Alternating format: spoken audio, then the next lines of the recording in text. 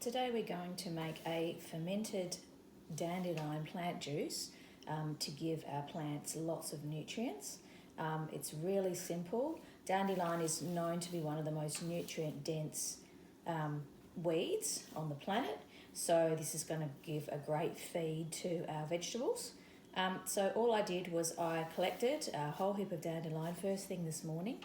It has to be picked first thing in the morning. It needs to be covered in dew. That's the best time and the most nutrient dense time. And so what I've done is I've just got a whole heap of it here, and I'm just giving it a little bit of a chop, just so we've got a little bit more surface area for the ferment to work. I'm going to add it to this lot, which I've already chopped already.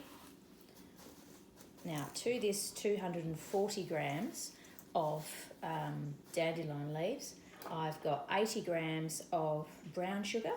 So it's a third of the quantity of whatever you pick. So if you pick 300 grams, then you do 100 grams of sugar. So all we do is add the sugar to the dandelion. We'll give it a nice mix, just so it's covered. It's a little bit like sauerkraut, except we're doing it with sugar. Give it a mix, give it a bit of a massage. And then what we're going to do is put it into our clean jar. So you want a decent sized clean jar.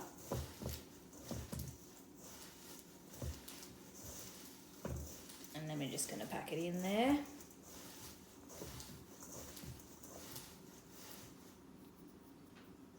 Okay, so we'll take our jar and we'll pop it in there. When picking the dandelion, don't be so fussy. If you get a few other weeds or a few dried bits in with it, no deal, because this is for the garden, so it's not so bad. Put it in here. Just push that down. Keep packing. So the idea of fermented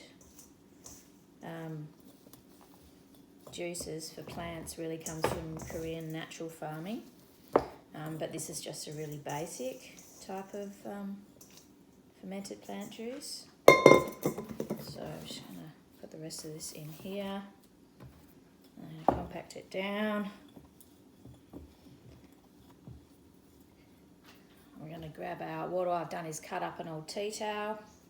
So it needs to have oxygen, so you can use any kind of fabric that lets the oxygen in, and then just put your thing on. Now, so that there is going to sit in a place out of the sun, so preferably in a dark cupboard or something like that, for about 7 days.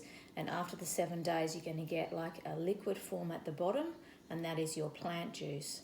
Now, with that plant fermented juice, you need to dilute that 1:50 in your watering can, because it's actually quite nutrient dense, and so you'll need to ferment that.